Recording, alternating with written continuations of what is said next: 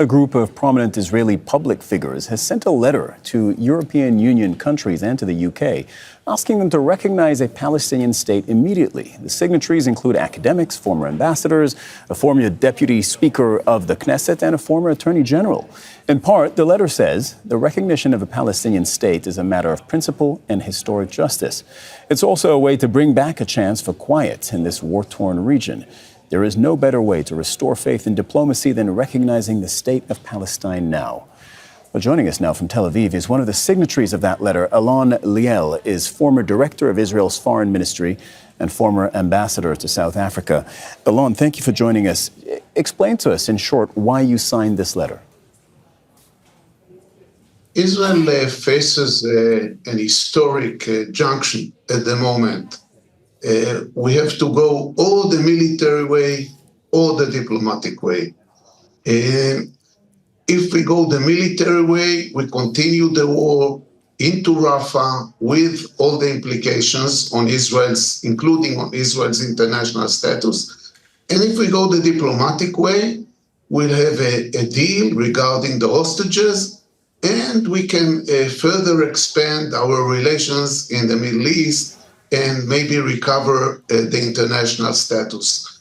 I belong to the people who think that we should go now the diplomatic way and deal with the day after the war. And we are not in a majority, the people who feel that this is the way to go. The majority wants to go the military way. And we think the only way to convince the Israeli government to take the diplomatic path is that the world is not going to forget about the idea of the two states, about the idea of a Palestinian state. And I think what happened Friday in the UN Assembly and what might happen later this month with several countries in Europe that are probably going to recognize Palestine is important to clarify to the Israeli government and the Israeli public that this is the way to go. So as a reminder to our viewers, because you mentioned the General Assembly, there was a vote at the UNGA, the world, where all countries in the world are represented, almost all, and they overwhelmingly voted to say that Palestine qualifies to be recognized as a member state. The Israeli Prime Minister Benjamin Netanyahu seems convinced that the solution is a military one. Where do you think that leads? Look, if we'll go the military way, I'm very worried that in addition to a big number of casualties and further destruction, we will lose some of our friends, almost allies, in the Middle East. Our relations with Egypt will be further complicated. We might lose Jordan.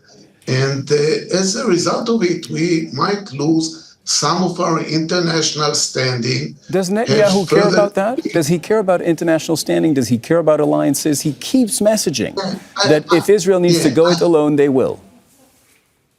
I think it's a very good question because I think Netanyahu is among the Israeli politicians who knows the world, who knows how interconnected Israel is with the world.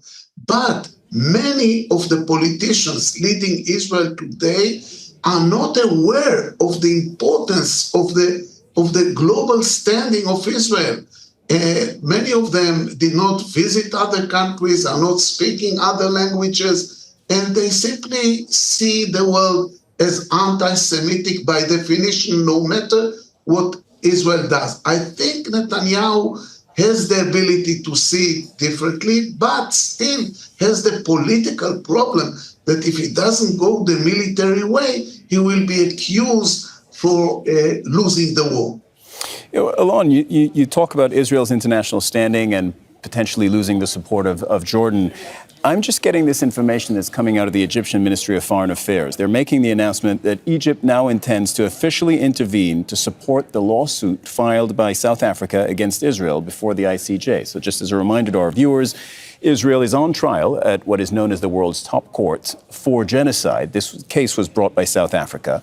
There's been an interim ruling by the ICJ. They say genocide is potentially happening in Gaza right now and that Israel needs to take actions to prevent genocide from happening. What's happening now is that Egypt says it is coming on board with this court case, and it is supporting the South African court case. Let me see what else I'm finding in this announcement. This comes in light of the increasing severity and scope of Israeli aggressions in the Gaza Strip. We, meaning Egypt, call on Israel to comply with its obligations as the occupying power.